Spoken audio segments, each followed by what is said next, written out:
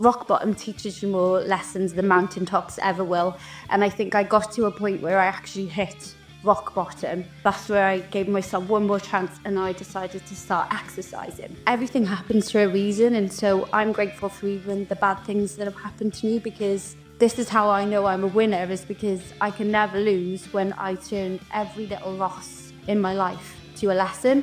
It came to me exactly when it needed to, and if I would have started running when I was younger, I would never have had the resilience that I have now. So my name's Lauren Green. I am an online fitness trainer. I recently, 2 years ago, took up running. First of all, I couldn't run 5K without stopping, that I decided to persevere with it, keep going, and now, this year I ran Barcelona Marathon, 6 weeks after that run London Marathon, and then qualified for Boston Marathon next year. So for my work, I do run, lift and nutrition plans, but I'm also a single parent as well. There's a lot there. There's a lot going on and a lot to cover. 2 years to get to where you are from just starting 2 years ago is incredibly impressive. What do you think Lauren from 2 years ago, if you were told her where you are now, would say to you? So it's hard to say that, because I started my fitness journey about 8 years ago. And so fitness saved my life when I was in a really hard time with my life. And so then 2 years ago when I started running, it just kind of followed on from my fitness journey. And it was just kind of like the missing piece of the puzzle, if you like. So I'd already worked on my mental strength. I'd already worked on, my physical strength. And so running was it just complemented everything so much. And I actually feel like it was the missing piece of the puzzle, but it happened at just the right time. Talk to me about that then, because fitness saved your life. That's a big statement, right? Like, where were you in that place before you discovered fitness? So just after my little girl was born, Valentina, I hit rock bottom. I was at the lowest point of my life. I couldn't eat. I couldn't sleep. I sometimes felt like I couldn't even breathe.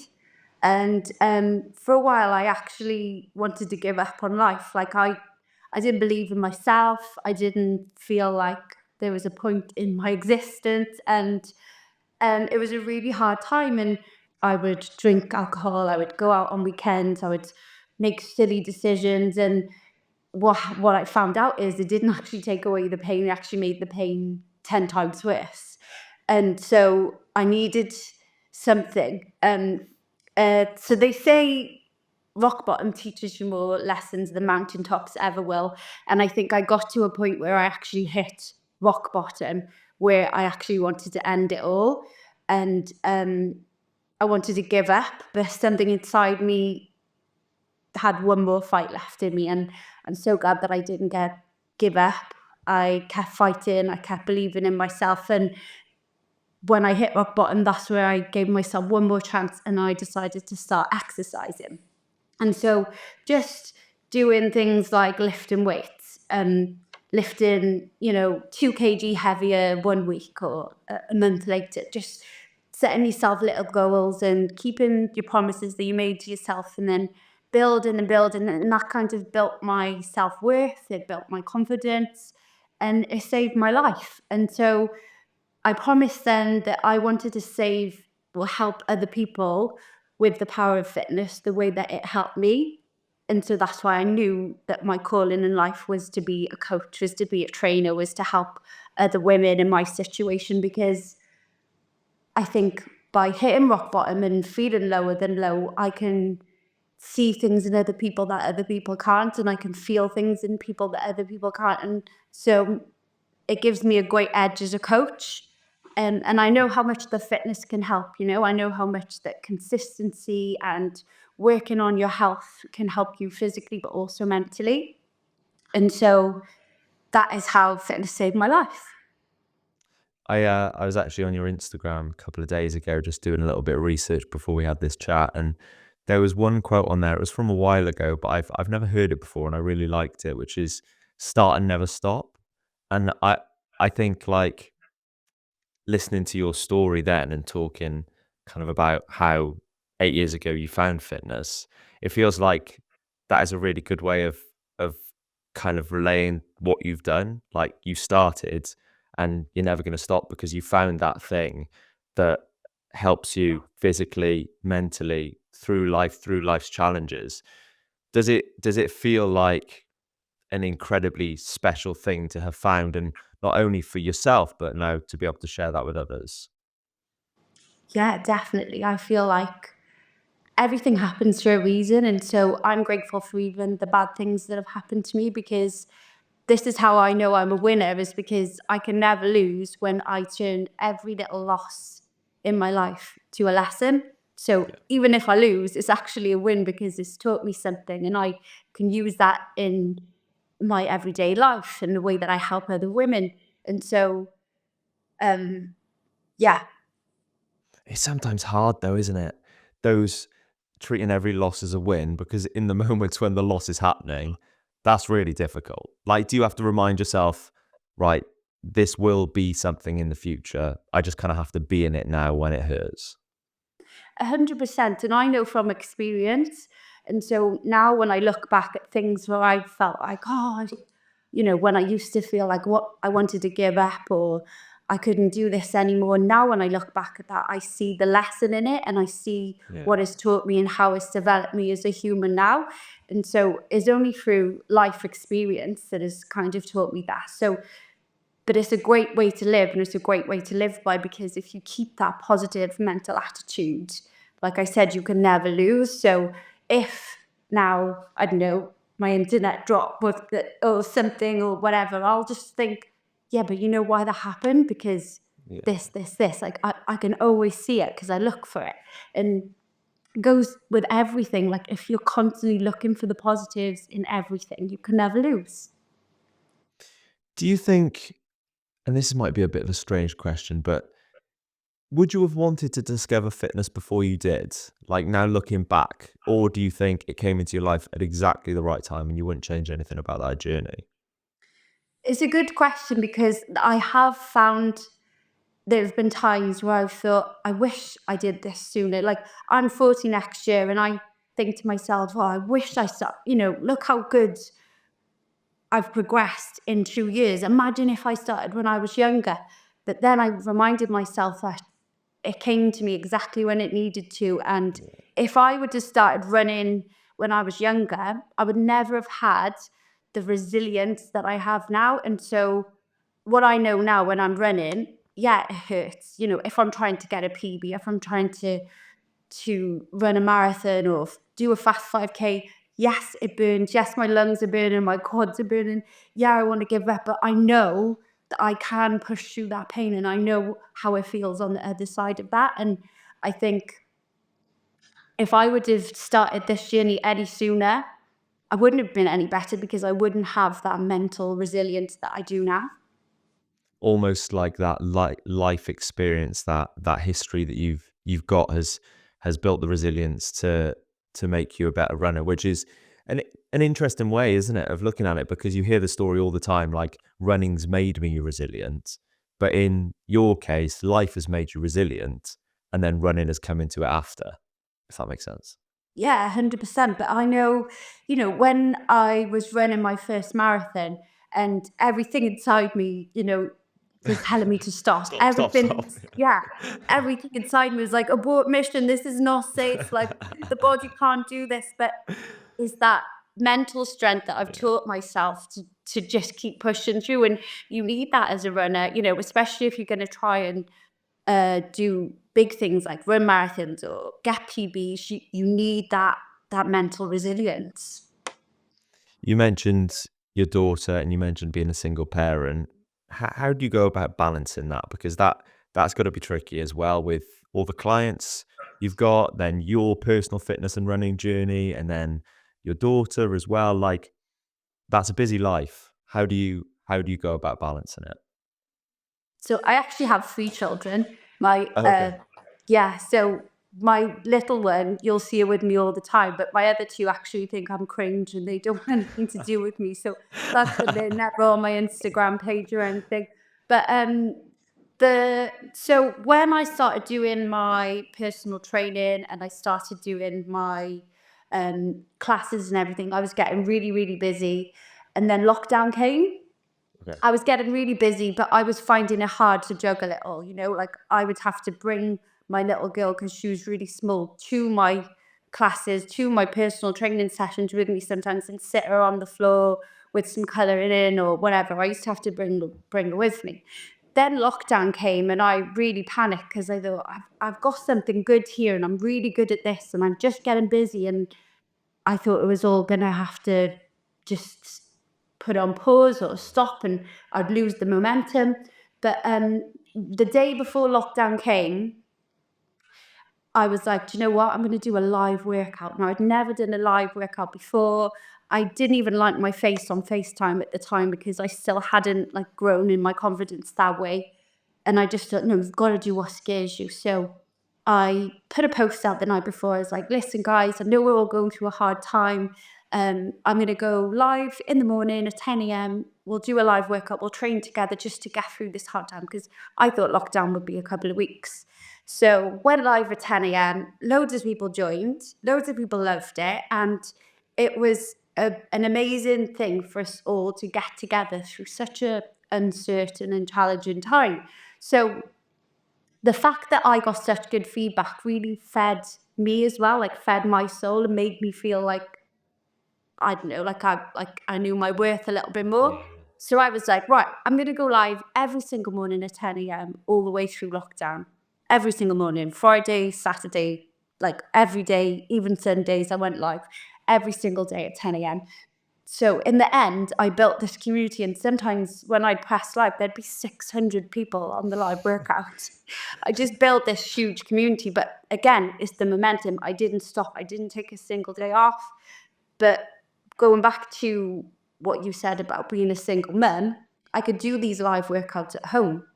They could be sleeping, they could be playing out the garden, they could be doing, a safe, and I'm doing my strength workouts at home. And I found that I helped hundreds of women, but I also helped myself, and I felt in my best shape ever, because not only could I be consistent, I didn't have to worry about childcare. I found a way and a method that really, really helped and made a difference. And so after 10 weeks of going live every single day on Instagram, a couple of people popped up on my live, and when they can join the live with you. Yeah.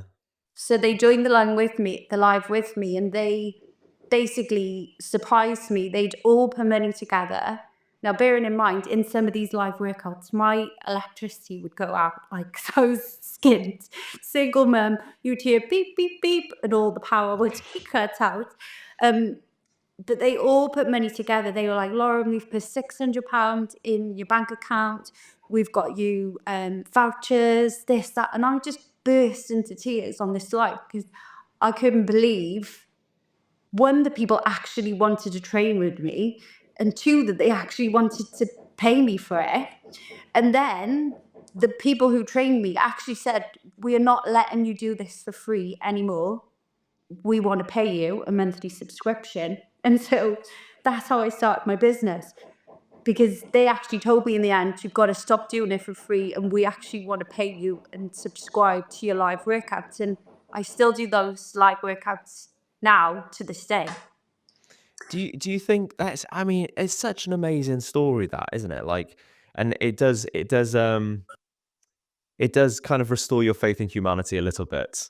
Stories like that, that's they decided to kind of come to you and do that. And I think that must to you feel, was it a bit of an eye-opening moment? Oh, I can actually, this is actually a thing that I could actually pursue now. This could be my life type thing. Yeah, it's definitely an eye-opening moment. And because everybody was going through such a hard time, and if you remember at that time, we couldn't even hug our parents. It was really scary and uncertain. And this is where we would all come together at 10 o'clock every morning, speak to each other, have a laugh, say good morning, because there was comments at the bottom. And that's how I built a huge community. And a group of women that helped each other through hard times. And you'll never forget people who help you through hard times. You know, like even now I'll be in Tesco's or Asda's or Home Bargains, and somebody will say, "Oh, I'll never forget you, Lauren, you've saved my life." And still now people are really, really kind to me about the live workouts in lockdown. I think lockdown was so difficult for so many people, and everybody's got their own story, haven't they? And I think that's what's so strange about it. We all had this shared experience, but everyone's experience of that experience was so different. But for so many people, it was fitness that really did get them through. And for a lot of people, was when their fitness journey started as well, right? Like without lockdown, maybe they wouldn't be where they are now. And I think actually you're seeing the shift kind of go away from particularly people that are like late 20s, early 30s, mid to late 30s, kind of that age bracket. Like people aren't going out all the time anymore. People aren't like abusing their body in maybe that way. They're more meeting for run clubs, going for coffees. Like I don't know all of if that kind of would have happened if we didn't have lockdown. So it's kind of a strange one to think about because obviously it was dreadful and everything that happened was awful. But at the same time, there were positives for a lot of people that came from it. I think the main positive that you can take out of it is it made you realize what is important in life. Like, take away all the material things, take away the eating out, the holidays, the fancy cars, all of that. What matters? There's only one thing that matters, and that is your health and the people that you love. And how do you keep the people that you love healthy? By exercising, by moving your bodies, by eating well. And I think it just highlighted that massively, like, and it just showed what's important in life. You've obviously got this message that you're sharing with your clients, with everybody on social as well, which we'll get onto because you've built an amazing following up there. But it must feel pretty good to be able to share this message with your kids as well, like the people that are the closest to you as a mum. What does that feel like being able to kind of teach them the lessons that you've learned over the past 8 years? I think the best gift that you can give anybody, especially your children and the people that you love, is the gift of fitness. So whether that be strength training, running, getting your steps in, mountain climbing, it is such a gift, and people don't realize it. And that is the best thing that you could share with someone that you love is the knowledge of looking after your body and keeping strong and longevity of life. You know. What's it like seeing all of those tens and thousands of people? I mean, we're nearly up over 100,000 now on Instagram, reacting to things you're doing, things you're posting, telling you that you've inspired them, and all everything you get with having a big following. It must feel humbling, amazing, a bit weird, I'd imagine at times. You know, it nothing happened overnight, and every Yeah. single thing that's happened to me happened because of hard work. And so it's not a shock to me because, like, although in a way it is, it's not a shock to me because I've put the work in. Like I said, I show up consistently every single day. I have a system of things that I put in place every single day. I got things that I know work. I have things that I, try out and test, but I do the same things repetitively over and over every day. And a lot of people say that I'm boring. A lot of people say, you need to get a life, but I know that I've been doing these things from, now people say, oh, you've got nearly 100,000 followers. Like, what happened? But it's because I've been doing these mini steps every single day for years and years and years, without barely any time off. And so imagine you're putting 1 pence in a money jar every single day. And it's only when it gets to a certain point that you can actually see the amount of money that's there. And that's what happened. I've just been banking the work, banking the help. I've been helping others every single day. And it's just a collective, and it feels amazing. It feels Yeah. absolutely amazing. But it's strange. Like, I've visualized this before it even happened. So I've seen and I've written down the things that are happening to me now. before they've even happened. It's consistency as well, isn't it? Like you say, putting that 1p in the money jar is such a good analogy, but everything in life is based on consistency, I think. I almost think that consistency is one of the most important lessons and kind of fundamentals to teach, and that's why your running times are dropping and have dropped quite quickly. 2 years of a running journey. I know it's been a long fitness journey, but 2 years of a running journey to be where you are, to have that Boston queue, to be, running all these marathons. That's incredibly impressive. Looking at the running side of your journey now, um, talk to me about this year in running, highlights, lowlights, anything that maybe didn't go as well as you hoped, and then we'll look forward to 2025 and Boston. So this year, I'll go back. So not this year, the year before, I did my first marathon, which is Newport Marathon. And my goal with that was to get a good for age time so that I could run my dream of running London Marathon. So good for age at that time was 3 hours and 45 minutes. I had no training plan, no coach, not a clue what I was doing. All I knew is I had to get 3 hours and 45 minutes or underneath. But I just knew I had to get the job done. And so I did it in 3 hours and 42 minutes. Oh, yes. So then that was the start of, but I knew I had to do that a year before, then run a London Marathon. So I applied for London Marathon, got into London Marathon. But before I had the news back of getting into London Marathon, some of my friends were doing Barcelona. And I thought, oh, I might not even get into London just in case. I'll do Barcelona Marathon with the girls. Then got the news I got into London as well. So Barcelona Marathon was on the 10th of March this year. And then 6 weeks after was London Marathon. So before I ran Barcelona Marathon, I got a coach. She's an absolutely incredible coach, Olivia Sim. Have you heard of Olivia? Yep, I have, yeah. Yeah, she's the best coach ever. And she'd give me my training plans and tell me to do, these runs. And sometimes I think, I don't know I think maybe I should have a day off, or I don't know about this. Like I didn't, until I ran Barcelona Marathon.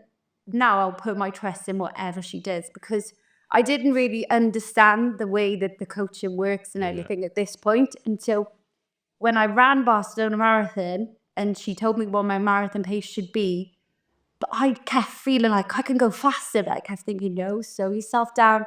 And then when it got to halfway, I thought, I feel like I can go faster. So I kind of, kept going. And then I just felt amazing through the whole race. And that just goes to show all of that training put into place, and, training through winter, training through the rain and the snow and the sleet and the hail, but being consistent and showing up through whatever. And it all clicks into place in the end, So then the plan was race Barcelona, enjoy London. So I was like, did Barcelona Marathon, and then I was like, I feel like I've got a little bit more in me for London, and I don't just want to enjoy it. So I ended up doing 3 hours 21 in Barcelona, and then 3 hours 20 in London. So getting a 1 minute PB, but a PB is a PB. And then, so after I did my marathon training, I wanted to get a sub 20-minute 5K, which is, that was so hard. The journey was so hard. So signed up to the SAFA races, the 5K races. So there's 3 of them. And so I go, my coach said, if you can get your times down each one, then you should be able to get a sub 25K by the last one. So it was so hard. The training was hard. There's still, I don't know what's harder, a marathon or a 5K. Can you relate?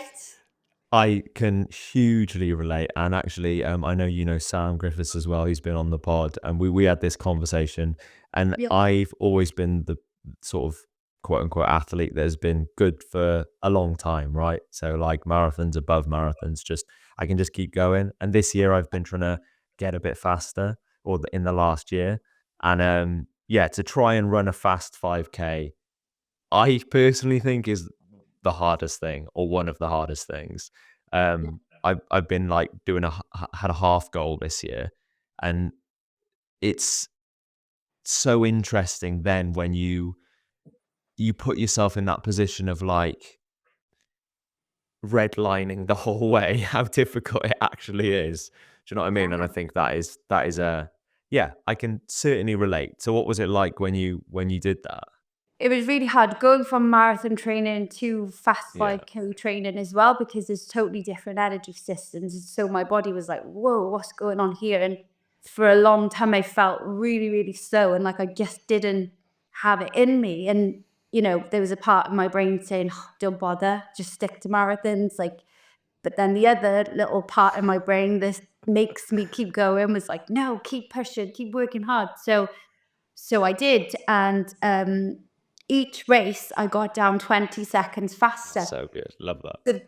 So the last one, the August one, I did it in 20 minutes and 9 seconds. So I didn't get it sub 20, and I was crying.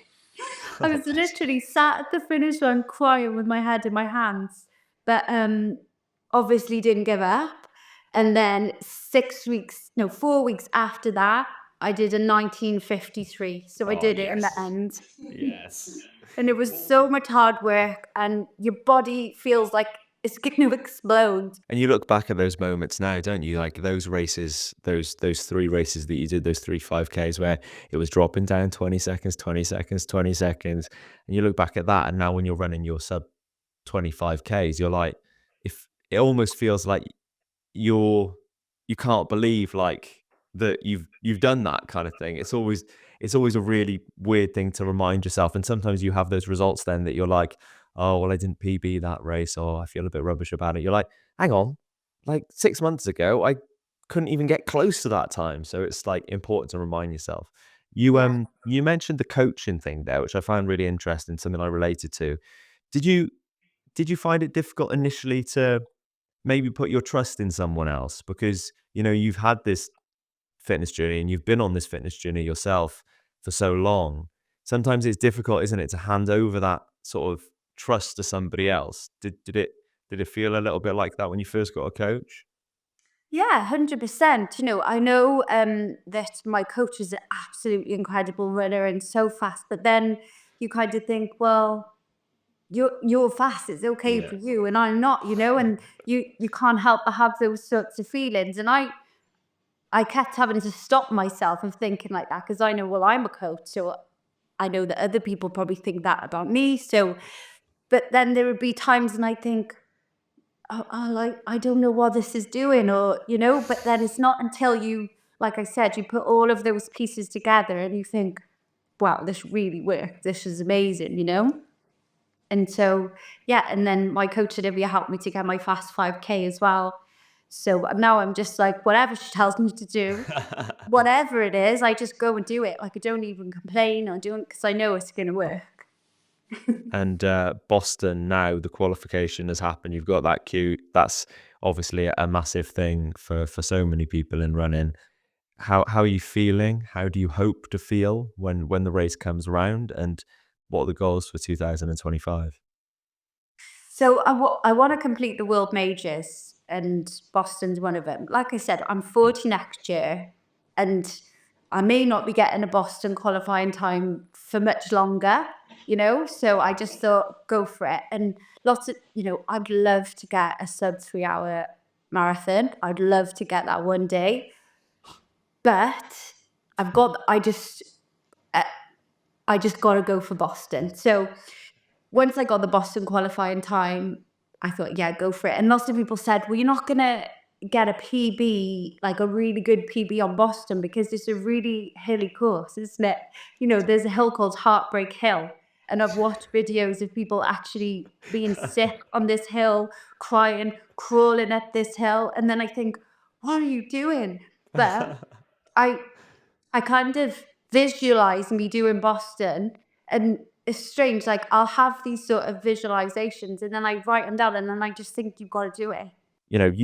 You've been through difficult times in your life, and there'll be a lot of people as we come into 2025 reflecting on maybe the last year or maybe the last few years, or maybe they're not in the best place and they're looking to make a change or do something different for 2025. And there'll be a lot of people being like, I'm going to make this change and this is going to be the thing that changes my life. And we'll give up on those changes, right? Because that's what happens every single year when we come into a new year. What would you say to somebody that is setting themselves goals, that is hoping to make change, not only about that change, but how to stick to that change? My one thing I want to say is people waste their whole lives looking for a shortcut. There is no shortcut. You have to turn up and do the work, and you've got to stop looking for instant gratification. The results are not going to show up instantly. You're going to have days where you actually feel like you're going backwards, but remind yourself of your why. Keep looking at the goals, make a vision board so you can actually see and even feel what it's going to feel like when you achieve those things. And just keep working hard. So like I said, surround yourself with people who are on the same vibration as you, because if you're surrounding yourself with people who are going to say, oh, you can't do that, or you're too old for that, because there are people like that, you're going to find yourself pulling back. You're going to find yourself shrinking yourself to make them feel comfortable. Go around people who talk about the goals. Find a run club, join a fitness community, and just keep at it. Do not give up. Visualize the outcome and don't give up until you get there.